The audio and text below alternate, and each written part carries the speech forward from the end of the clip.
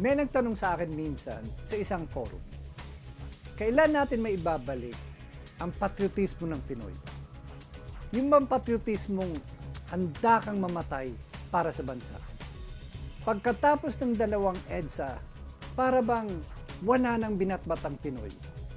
Ang sagot natin sa pang-aapi at pang-aabuso ay maging makasarili na lang, mag-ibang bansa na lang, o kaya magtiis na lang. Hirap man tayong mamatay para sa bayan, lalo tayong hirap na mabuhay para sa bayan. Kung tutuusin, nandyan sa linyang yan, ang mamatay ng dahil sa iyo, ang pinakabuod ng pag-unawa natin sa kalayaan o independensya.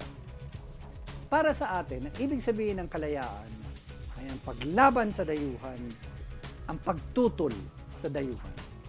Hindi rin naman masama ito.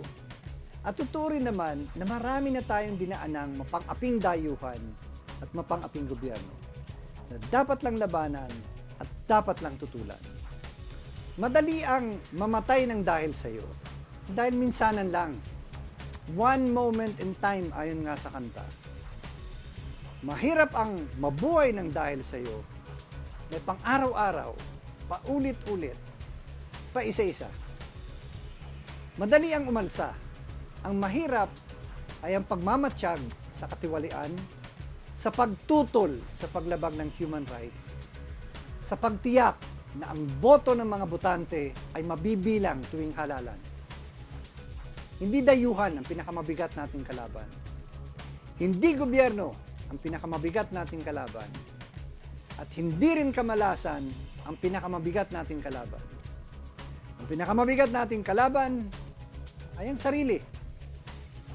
Kung magagapi lang natin ang kalaban na yan, sino makapagsasabi kung saan tayo makakaabot? Happy Independence Day sa lahat.